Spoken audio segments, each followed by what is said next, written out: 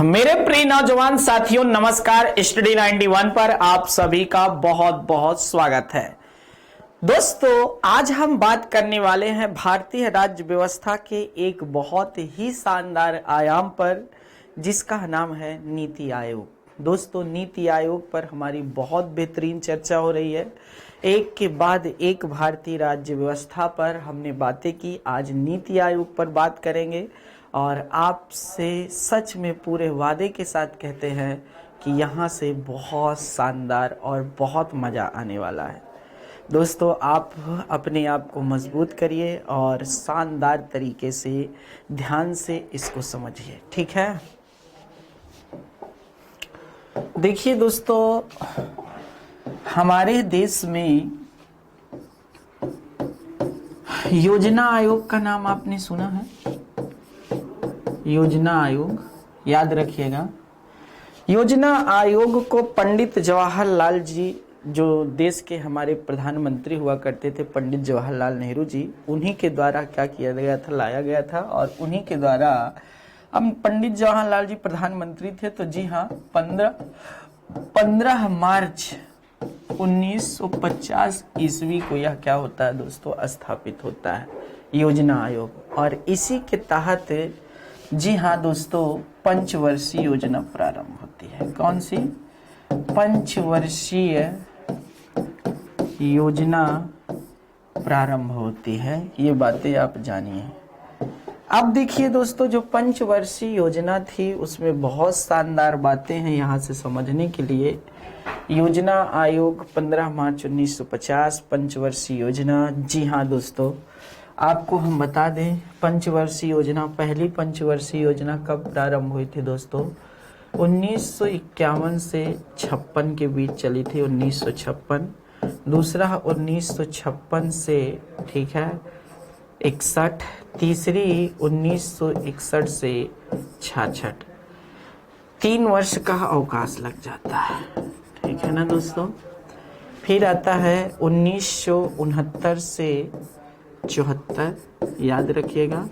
फिर 1974 से, ठीक है ना दोस्तों, 78। ये 5वीं पंचवर्षीय योजना थी, जो 4 वर्ष की थी। 1 2 3 4 5, ठीक है। फिर याद रखना, 2 वर्ष का अवकाश लगता है। कितना? 2 वर्ष का रुकावट आती है। फिर 1980 से, ठीक है, 1980 से 85, याद रखिएगा। फिर 1985 से 1990, फिर 2 साल के लिए अवकाश। और याद रखिएगा, फिर आगे की बातें जो करते हैं दोस्तों, वह जानना चाहिए आपको। 1992 से 1997, 1997 से, जी हाँ दोस्तों, 2002, 2002 से 2007, याद रखिएगा। 2007 से 2012, 2012 और 2012 से 2017। ये 5 पंचवर्षीय योजनाएं बनती है। 12 पंचवर्षीय योजनाएं आती हैं दोस्तों।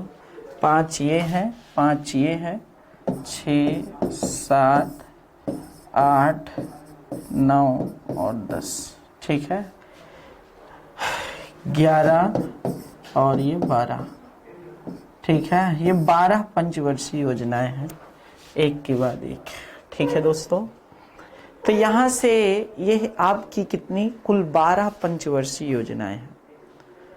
ये योजनाएं चलती रही दोस्तों देश में, लेकिन आपको हम बता दें, कारगर सिद्ध नहीं हुई। आपसी मतभेद देखे गए, ठीक है। किसके बीच में? केंद्र और राज्यों के बीच में, ठीक है। ये याद रखना दोस्तों। तो इसलिए जब मतभेद देखा गया, काफ़ी ज़्यादा आपस में देखा गया और सफल नहीं होती थी, लक्ष्य तो निर्धारित कर दिया जाता था दोस्तों। इसे हम सोवियत संघ के जो 4 वर्षीय योजना चल रही थी, उसी के आधार पर देश के अंदर 5 वर्षीय योजना लागू किए थे, याद रखिएगा नहीं। तो इस तरह जानना चाहिए। अब देखिए दोस्तों, योजना आयोग का दो काम था। योजना आयोग का दो काम था। नंबर 1, पंचवर्षीय योजना बनाना और दूसरा केंद्र और राज्य को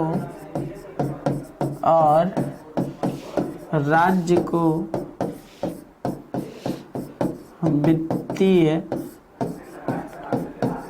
आवंटन करना।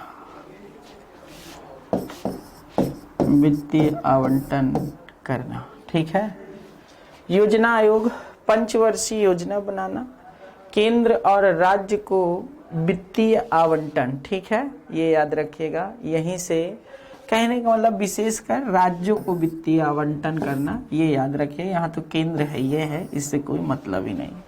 ये दो काम था योजना आयोग का। अब योजना आयोग के स्थान पर क्या आता है दोस्तों? नीति आयोग आता है। याद रखिएगा, क्या आता है? नीति आयोग आता है। जब नीति आयोग आता है, आपको पता होना चाहिए, जब नीति आयोग आता है तो नीति आयोग में दो चेंजेस आते हैं। इसके तहत, नीति आयोग के तहत, तो इन दोनों को बंद कर दिया गया। ये क्या नौटंकी चल रही है, ठीक है ना दोस्तों, इसको बंद कर दिया। ठीक है,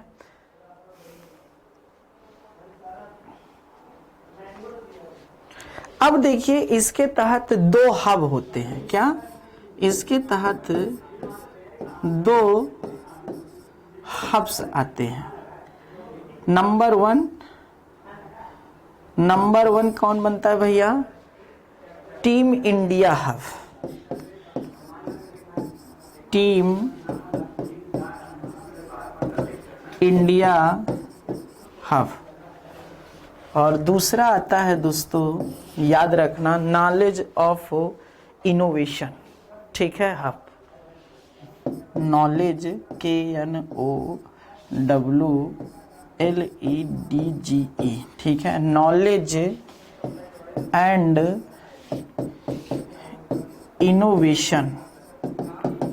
इनोवेशन हब। ये दो आते हैं। ये क्या होते हैं भैया?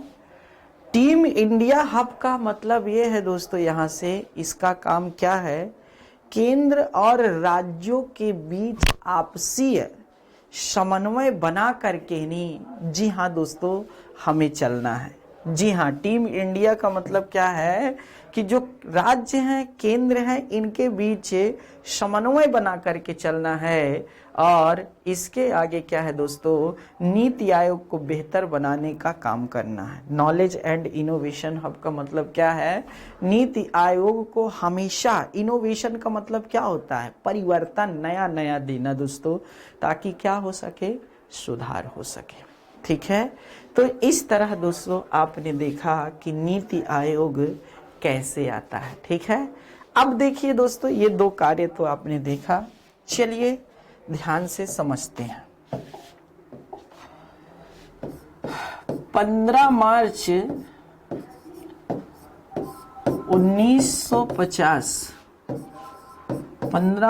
1950 को स्थापित हुए योजना आयोग के स्थान पर योजना आयोग के स्थान पर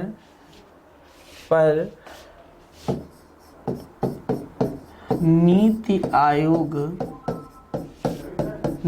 आयोग स्थापित होता है। कब होता है? 1 जनवरी 2015 से। 15 मार्च 1950 को स्थापित हुए योजना आयोग के स्थान पर नीति आयोग स्थापित होता है। कब से स्थापित होता है? 1 जनवरी 1 जनवरी 2015 से राष्ट्रीय भारत परिवर्तन संस्थान आयोग, राष्ट्रीय भारत परिवर्तन संस्थान आयोग, ये नीति आयोग का फुल फॉर्म है दोस्तों। नेशनल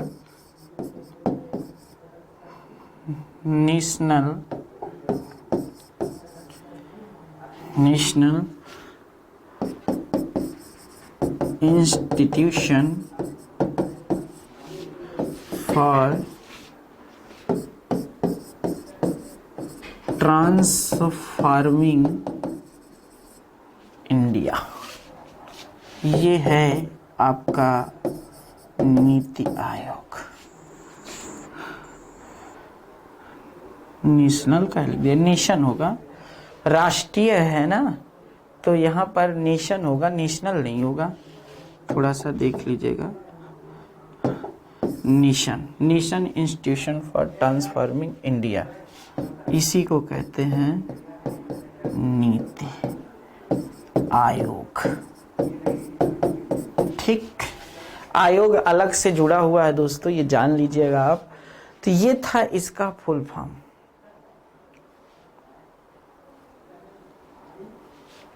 चलिए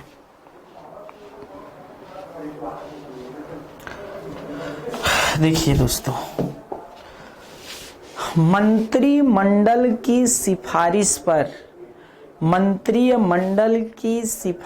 पर यह गैर सरकारी संस्थान स्थापित किया गया था। ठीक है,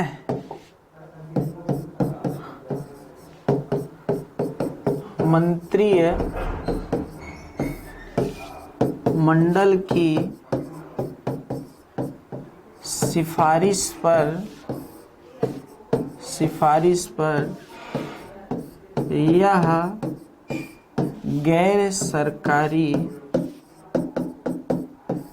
गैर सरकारी संगठन स्थापित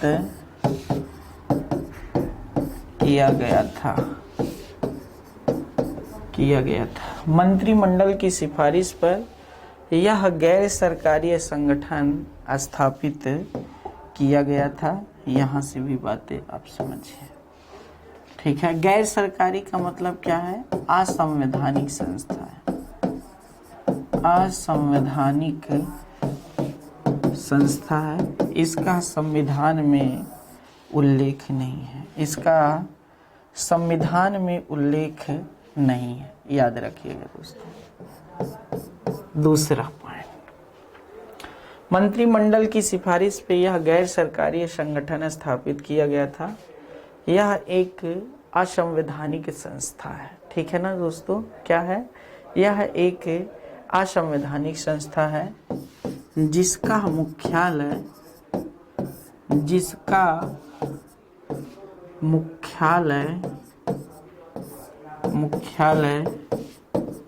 दिल्ली में है। हाँ, जिसका मुख्यालय दिल्ली में है। साथ ही साथ आपको पता होना चाहिए यह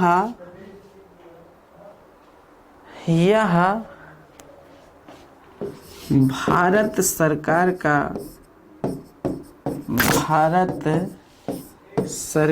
का मुख्य थिंक टैंक के रूप में कार्य करता है। क्या कार्य करेगा? थिंक टैंक के रूप में कार्य करेगा। ठीक, जिसका मुख्यालय दिल्ली में है। ये भारत सरकार का मुख्य थिंक टैंक के रूप में कार्य करेगा। याद रखिएगा दोस्तों। जी हाँ,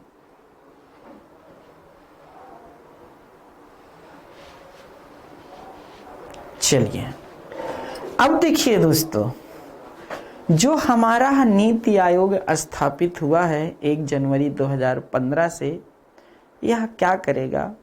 सरकार को सामाजिक आर्थिक दृष्टि से सलाह देगा, सामाजिक दृष्टि से और आर्थिक दृष्टि से सलाह देगा, जिससे देश में रह रही जनता का ज़्यादा से ज़्यादा कल्याण हो सके या फिर विकास हो सके। ठीक है, तो इसको नोट कर लिए हो तो आगे चलते हैं दोस्तों, लिखते हैं।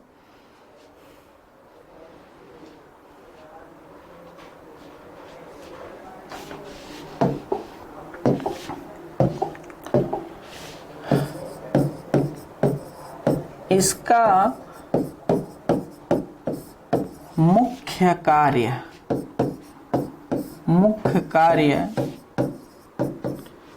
सरकार को, इसका मुख्य कार्य सरकार को, इसका मुख्य कार्य सरकार को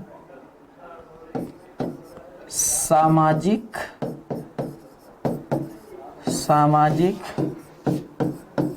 और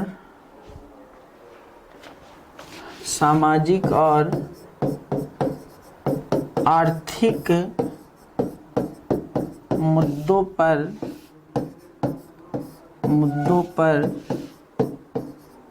सलाह देना। ठीक है, इसका मुख्य कार्य सरकार को सामाजिक और आर्थिक मुद्दों पर सलाह देना ताकि सरकार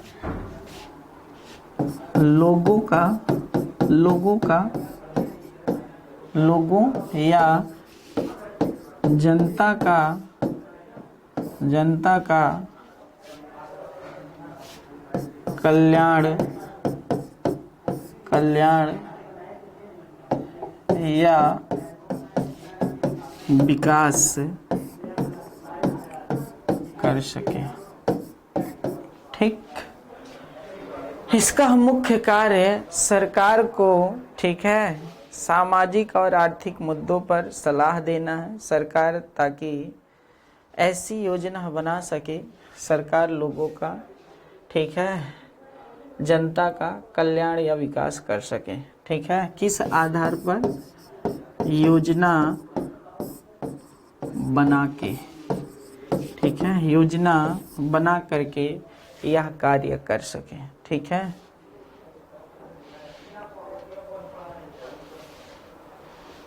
चलिए, योजना आयोग के स्थान पर नीति आयोग क्यों स्थापित हुआ? सबसे बड़ा मुद्दा तो यही है ना।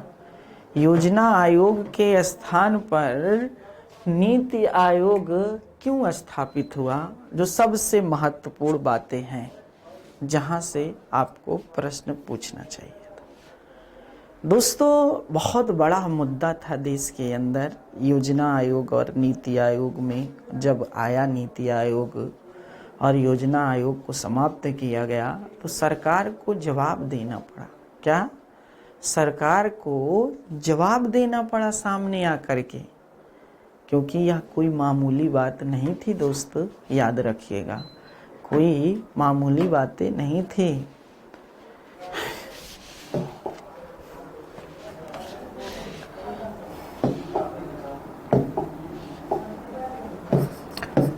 योजना आयोग के स्थान पर, योजना आयोग के स्थान पर नीति आयोग को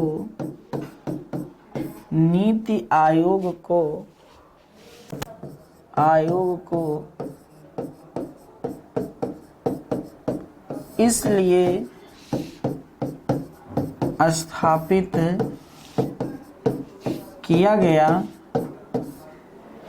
योजना आयोग के स्थान पर नीति आयोग को इसलिए स्थापित किया गया कि केंद्र और राज्य के बीच, केंद्र और राज्य के बीच समन्वय स्थापित हो सके, समन्वय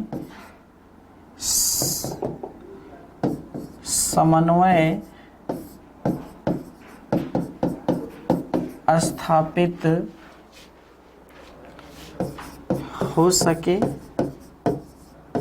हो सके और दोनों सहभागिता से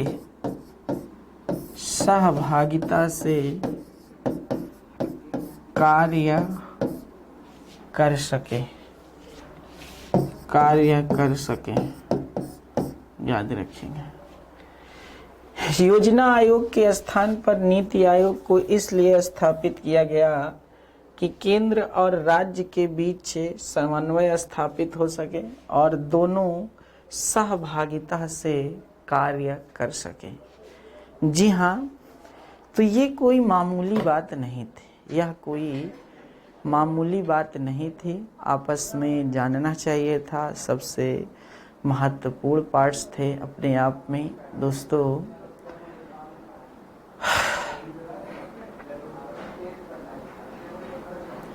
आपको पता होना चाहिए कि यहाँ से क्यों महत्वपूर्ण बना, ध्यान से देखिए। जैसे दोस्तों क्या होता था, योजना आयोग में और नीति आयोग में अंतर समझिए। ये योजना आयोग है, योजना आयोग। ये क्या है दोस्तों, नीति आयोग। ठीक, योजना आयोग और नीति आयोग में डिफरेंस समझते हैं। जैसे क्या होता था, ये केंद्र है, ठीक है, ये सारे ऐसे राज्य हैं, ठीक है दोस्तों, ये ऐसे राज्य हैं सब, मान लीजिए 2800 राज्य हैं। अब क्या होता था दोस्तों,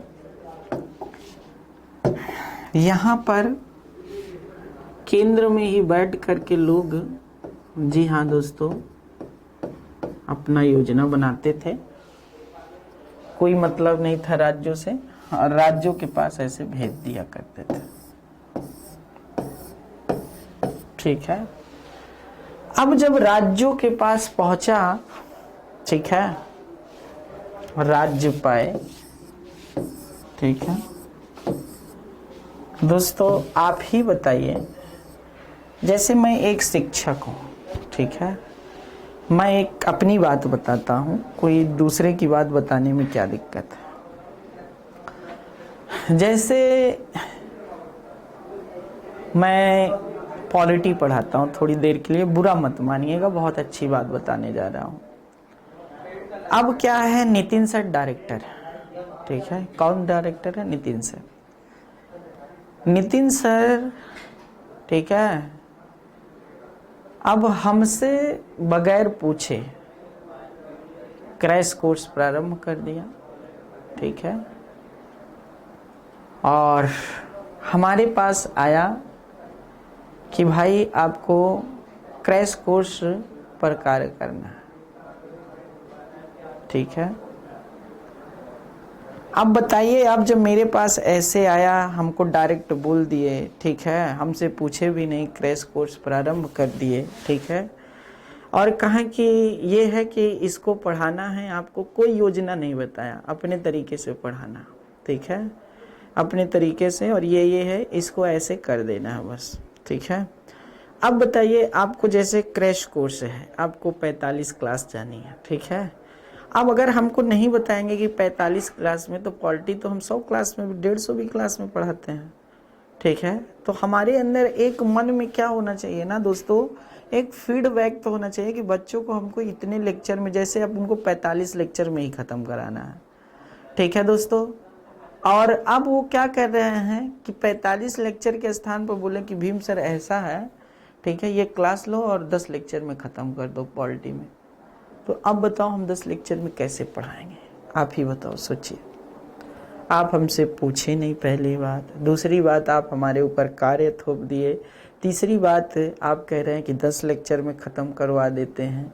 तो इस तरह में तो क्या होगा, हमारा सब हो गया, मैं तो एकदम ऐसे हो जाऊंगा, ठीक है ना दोस्तों, पागल हो जाऊंगा कि 10 लेक्चर में कैसे ख़त्म होगी। 10 लेक्चर में तो अगर मैं पढ़ाऊँ पॉलिटी, तो सच बता रहा हूँ 17 से 20 लेक्चर लगते हैं राष्ट्रपति को पढ़ाने में। अगर आप राष्ट्रपति अच्छे से पढ़ें तो 17 से 20 लेक्चर लगता है। 15 लेक्चर पढ़ते हैं मौलिक अधिकार को पढ़ने में। याद रखिए, अच्छे से पढ़ाने में एक एक मौलिक अधिकार एक एक दिन ले लेते हैं। अगर मैं अनुच्छेद 14 उठा लूँ, अनुच्छेद 15 उठा लूँ, तो दोस्तों ये ऐसे मौलिक अधिकार हैं कि एक एक दिन पूरा ले सकते हैं इसमें। मतलब एक एक दिन का मतलब समझे ना, एक क्लास पूरा इस पर बन सकती है। इतनी बड़ी बड़ी चर्चाएं हैं दोस्तों कि आपको हम क्या बताएं, ठीक है, बहुत बड़ी बड़ी चर्चाएं हैं। तो हमसे अर्थात राय लेना, ठीक है, बुला बैठा करके, तो जब सर हमारे बगैर मर्जी से सब काम होगा, ठीक है, जब हमारी, जी हाँ, मर्जी से काम होगा और हमारी सहभागिता होगी, तो उसमें हमारे अंदर पावर रहेगी, ठीक है, याद रखिएगा। हम उसको अच्छे ढंग से आपके सामने उतार सकते हैं, याद रखिएगा। नहीं तो वही सारी चीज एक टीम लीडर का होता है, केंद्र का होता है, कि अगर आप राज्यों के साथ आपको क्या करना है, ठीक है ना दोस्तों। यहाँ पर आप पूछ नहीं रहे हैं और डायरेक्ट राज्यों के ऊपर भेज दिए, चलिए भेज दिए, चलिए ठीक है, कोई बात नहीं। मान लीजिए कोई है, जैसे आपका स्वच्छ भारत मिशन है, स्वच्छ भारत मिशन। अब देखिए जो स्वच्छ भारत मिशन है, अब स्वच्छ भारत में हर घर पर क्या है, एक टॉयलेट बन रहा है। आप देखे होंगे बाथरूम, मतलब लेटरिन बन रही है, ठीक है। तो कहने का मतलब ये है, तो जब लेटरिन बन रही है तो आज 12,000 रुपए लग रहे हैं, ठीक है, 12,000 रुपए सरकार दे रही, मान लीजिए। अब उत्तर प्रदेश ने बोला कि भाई ऐसा है, हमारे यहाँ, ठीक है, कुल 5 करोड़ परिवार है। कितना है? 5 करोड़ परिवार है। तो 5 करोड़ का गुणा करके 12 से उतना पैसा हमको भेज दीजिए आप, ठीक है। 5 करोड़ परिवार का, याद रखिएगा, आप 12,000 से गुणा करके जितना पैसा होता है आप हमारे पास भेज दीजिए भाई। हम आपका क्या है भाई, जो टॉयलेट का अर्थात एक लक्ष्य निर्धारित किए हैं कि बनना चाहिए स्वच्छ भारत के तहत, हम बिल्कुल बनवा देंगे। उत्तर प्रदेश ने इतना पैसा मांगा। अब ये भेज कितना रहे हैं दोस्तों, ये भेज रहे हैं 2 करोड़ का, ठीक है। मांग रहे हैं 5 करोड़ परिवार का, ये दे रहे हैं 2 करोड़ का परिवार का। तो 3 करोड़ परिवार कहीं ना कहीं, ठीक है, क्या हो जाएंगे दोस्तों, छूटेंगे ना। खुद सोचिए, 3 करोड़ परिवार कहीं ना कहीं छूटेंगे। तो इस तरह कैसे समन्वय स्थापित होगा, कैसे समन्वय स्थापित होगा? बिल्कुल नहीं हो पाएगा। राज्यों की कोई सहभागिता नहीं है, तो आपस में कहीं ना कहीं क्या हो जाएगा, गतिरोध तो उत्पन्न हो जाएगा ना। और हुआ भी ऐसा। केंद्र सरकार बनाकर योजना भेजती थी, राज्य सरकार उस पर ध्यान ही नहीं देते थे।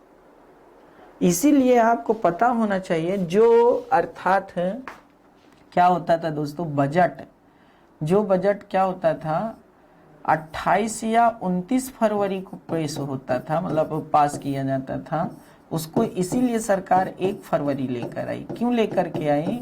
कि राज्यों को जो भेजा जाए योजना, उनके पास धन जल्दी से जल्दी पहुंच जाए, ताकि वह हाथ ना खड़ा कर पाए भाई कि आपका जो धन भेजे हो लेट आया है, तो मैं इसमें क्या कर सकता हूं। इसी कारण दोस्तों याद रखिएगा। अब क्या है, नीति आयोग में क्या है, ये केंद्र है, ठीक है, ध्यान समझते जाइएगा। ये सब राज्य है, ये सब क्या है, राज्य है। अब देखिए दोस्तों, जो आपके केंद्र हैं, राज्य हैं, केंद्र कहा कि ऐसा है, ठीक है भाई। अब हम अपने से बैठ करके नहीं बनाएंगे, आओ तुम लोग भी, सब लोग बैठते हैं, ठीक है, सब लोग बैठते हैं, सारे मुख्यमंत्री आइए, ठीक है, सब आ गए दोस्तों, बैठे, बोले भाई कि बताइए हम ये काम करना चाहते हैं, आप अपना राय दीजिए सब लोग, ठीक है, डिसीजन मेकर तो मैं ही हूं ना, तो आप लोग अपनी राय दीजिए कैसा होना चाहिए। उन्होंने कहा भाई ऐसा है, स्वच्छ भारत मिशन का लक्ष्य हमने 2 अक्टूबर 2022 मान ले रख लिया कि हम 2022 में ऐसा कोई भी भारतीय नहीं होगा जिसके घर में अर्थात भाई वो ना हो, आपका बाथरूम मतलब टॉयलेट ना हो, ठीक है। कहाँ ठीक है भाई, आप लोग क्या कहते हैं, राज्य वाले लोग बताइए भाई। ठीक है सर, हम भी करेंगे, आप बताइए आप लोगों को कितना कितना धन चाहिए। तो कहाँ इतना धन चाहिए, कहाँ हम धन नहीं देंगे, धन ये देगा अपना, ठीक है। नीति आयोग ने कहा हम धन आवंटित नहीं करेंगे, सिर्फ हम आपके साथ बैठ करके प्लानिंग योजना बनाएंगे, ठीक है, सोचेंगे आपके साथ और सोच करके सारा काम करेंगे दोस्तों, ठीक है। सरकार अपना देखेगी। तो नीति आयोग का जो कार्य है वह सिर्फ और सिर्फ प्लानिंग करना है, इनोवेशन पर, अर्थात उसको सरकार को देना है, ठीक है, याद रखिएगा। और सरकार को दे करके, जी हाँ दोस्तों, केंद्र राज्य के बीच जो अर्थात दूरियां थीं उनको पास लाना है, राज्यों के लोगों को भी जोड़िए और योजना को अर्थात सोचिए, फिर उसके बाद दीजिए और उसको लागू करिए। तो ये काम कर रही है नीति आयोग। अगर आपको समझ में आ गया होगा तो फिर अब दिक्कत नहीं होगा, ठीक है ना दोस्तों। तो नीति आयोग का कार्य ये है, तो इसको देख लीजिए दोस्तों, थोड़ा सा समझ लीजिए और बताइए।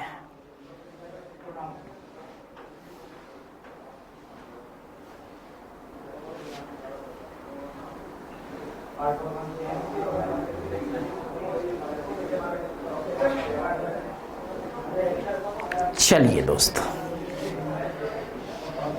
अब देखते हैं नीति आयोग की संरचना, बहुत महत्वपूर्ण पॉइंट। नीति आयोग की संरचना। नीति आयोग की संरचना, देखिए दोस्तों, नीति आयोग की संरचना पर अगर हम बात करते हैं तो आपको बहुत सारे जानना चाहिए। जैसे इसमें पहली बात तो आप जान लीजिए कि एक अध्यक्ष होता है और वह अध्यक्ष होते हैं प्रधानमंत्री, ठीक है दोस्तों।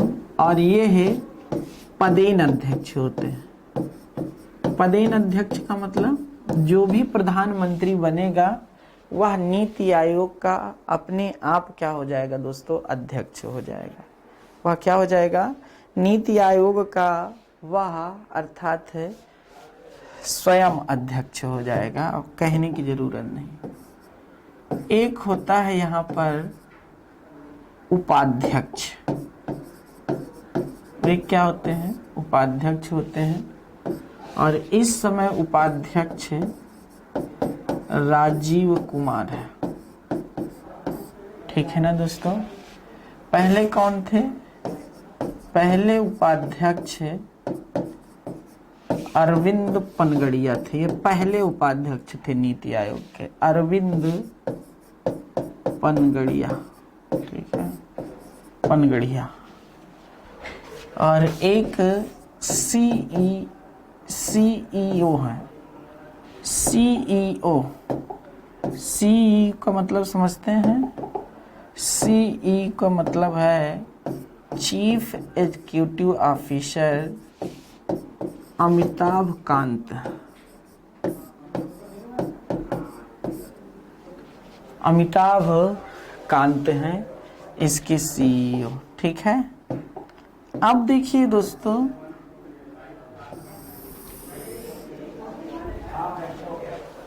याद रखिएगा, इसको नोट करते जाइएगा। पूर्णकालिक सदस्य होते हैं, पूर्णकालिक सदस्य होते हैं इसमें। फिर उसके बाद कौन होते हैं दोस्तों, अर्थात पदेन सदस्य होते हैं, पदेन सदस्य होते हैं। फिर गवर्नर काउंसिल होती है, पदेन सदस्य होते हैं। फिर आपके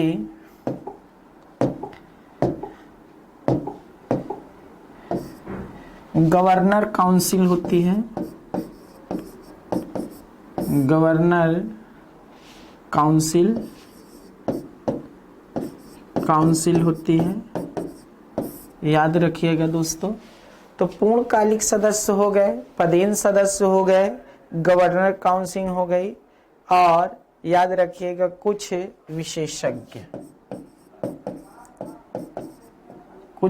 विशेषज्ञ भी होते हैं।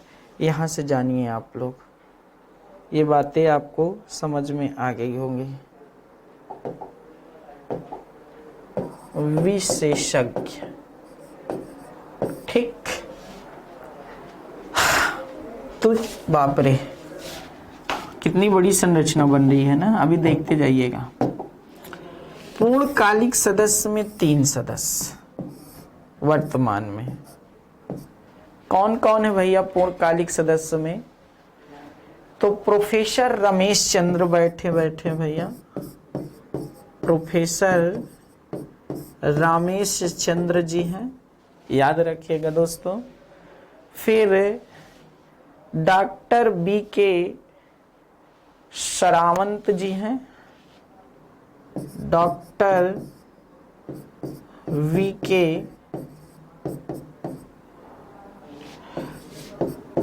शरावंत जी हैं, और डॉक्टर VK पंत जी हैं, डॉक्टर BK पंत है। ये क्या है दोस्तों? पूर्णकालिक सदस्य हैं। ये क्या है? पूर्णकालिक सदस्य हैं। ये जानना आपके लिए बहुत जरूरी है, बहुत शानदार है। अब देखिए दोस्तों, पदेन सदस्य में कौन कौन है? तो ऊपर तो मैं अध्यक्ष लिख दिया, उससे कोई मतलब नहीं। कौन कौन है भैया? कृषि मंत्री हैं आपके यहाँ, कृषि मंत्री हैं, गृह मंत्री हैं, कृषि मंत्री हैं, गृह मंत्री हैं, वित्त मंत्री हैं। ठीक है दोस्तों, कौन कौन हो गया? कृषि मंत्री हो गए, गृह मंत्री हो गए, वित्त मंत्री हो गए, और आपके एक हो गए रक्षा मंत्री। ये आपके पदेन होंगे, जो भी होंगे वह इस पद को अपने आप धारण कर लेंगे। ठीक है दोस्तों, तो इस तरह अब आपने देखा कि यहाँ पर कितना महत्वपूर्ण है। गवर्नर काउंसिल में कौन कौन होता है? तो गवर्नर काउंसिल में समस्त राज्यों के मुख्यमंत्री, माय गॉड, आइए भैया यहाँ पर समस्त राज्यों के मुख्यमंत्री सदस्य होंगे। ठीक है, और दोस्तों जो केंद्र शासित प्रदेश होगा, यूनियन टेरिटरी होगी, उसके LG होंगे। ठीक है, याद रखिएगा दोस्तों, LG जी बैठेंगे।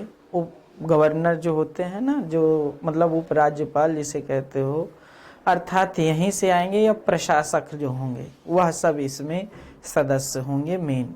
और विशेषज्ञों में किसी को भी बुलाया जा सकता है। ठीक है, विशेषज्ञों में किसी को भी बुलाया जा सकता है।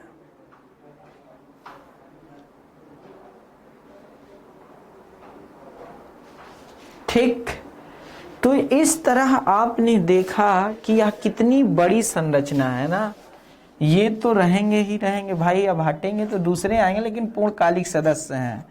यहाँ जो पदेन सदस्य हैं वो कितने ज्यादा हो गए, लेकिन जो मेन है इसमें ये है, ठीक है।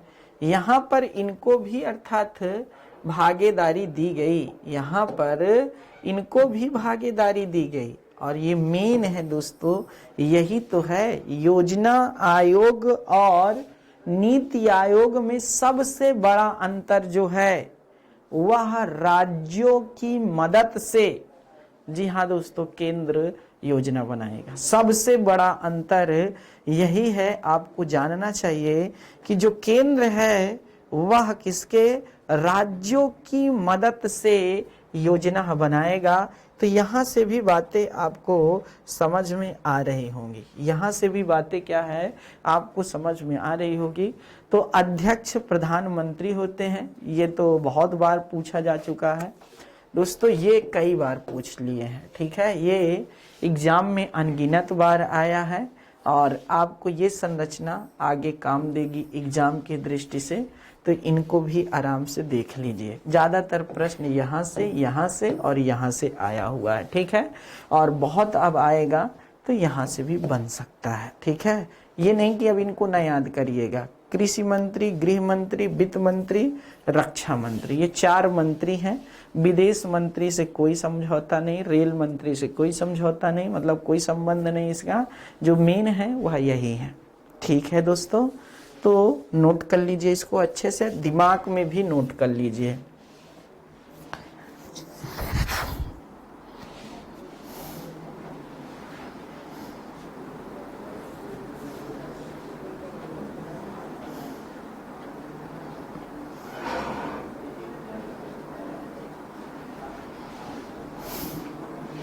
चले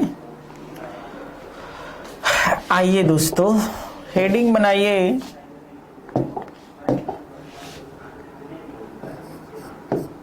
नीति आयोग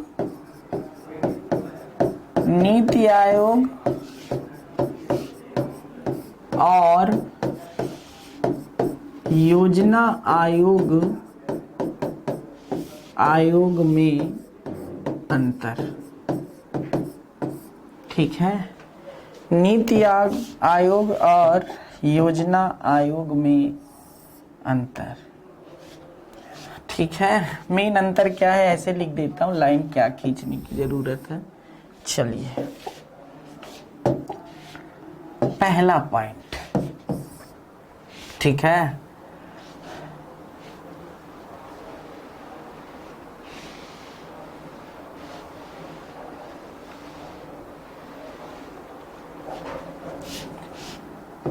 केंद्र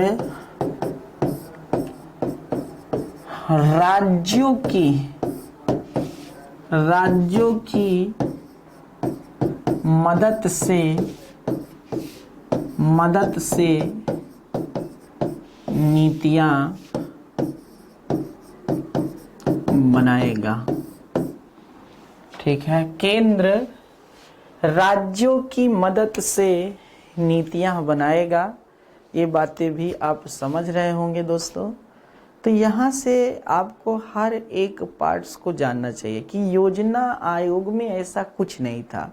योजना आयोग में सिर्फ ये था कि केंद्र अपने मन से ही सारी नीतियां बना लेता था, राज्यों से कोई मतलब नहीं था। लेकिन यहाँ पर मतलब है, यहाँ पर क्या है, मतलब है। ये बातें आपको समझना चाहिए। केंद्र राज्यों की मदद से नीतियां बनाएगा, जबकि भैया योजना आयोग में ऐसा नहीं था। ये नीति आयोग की बात हो रही है, ठीक है। लिख ले, नहीं समझ में आ रहा तो। योजना आयोग में ऐसा नहीं था, ठीक। दूसरा पॉइंट क्या है दोस्तों, केंद्र राज्यों की मदद से नीतियां बनाएगा, योजना आयोग में ऐसा नहीं था।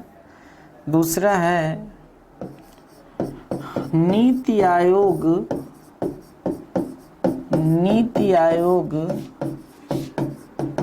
वित्तीय आवंटन नहीं करेगा, ठीक है, जबकि योजना आयोग करता था। जबकि योजना आयोग करता था। तीसरा पॉइंट है बहुत शानदार। कौन? तीसरा पॉइंट अपने आप में बहुत महत्वपूर्ण है, ठीक है।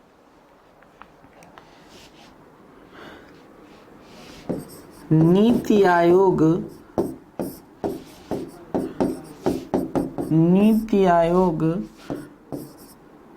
बॉटम टू टॉप अप्रोच पर काम करेगा। याद रखिएगा, NITI Aayog bottom to top approach अवधारणा पर काम करेगा, मतलब छोटे से बड़े की ओर बढ़ेगा। जबकि योजना आयोग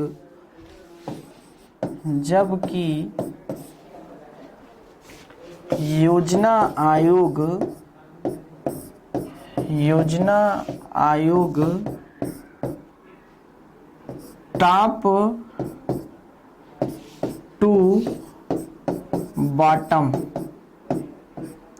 टू बॉटम अप्रोच पर कार्य करती थी, इसीलिए असफल थी। ऊपर से बनाई, भेद दी, यहाँ से नीचे वालों से पूछ करके बनाएगी तो मजा आ जाएगा, ठीक है। ये मेन था दोस्तों, आज का सबसे महत्वपूर्ण पॉइंट यही है।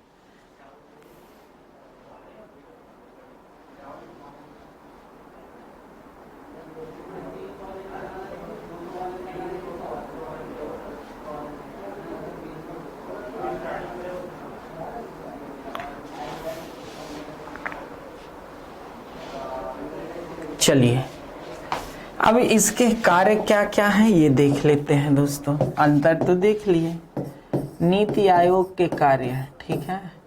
कार्य क्या है दोस्तों? राज्यों के सहयोग को बढ़ावा देना, पहला पॉइंट। राज्यों के सहयोग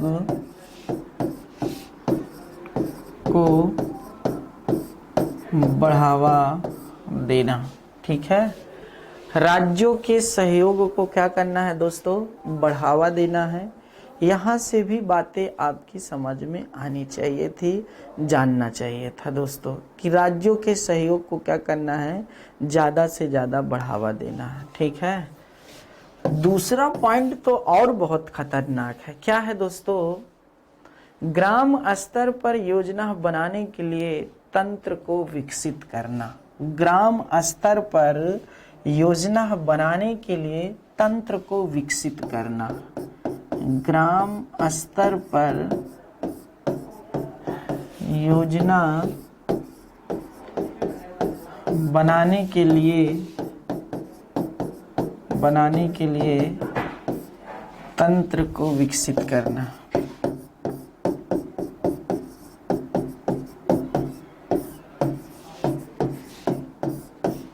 ठीक है, ग्राम स्तर पर योजना बनाने के लिए तंत्र को मतलब विकसित करना। तीसरा पॉइंट, सहयोग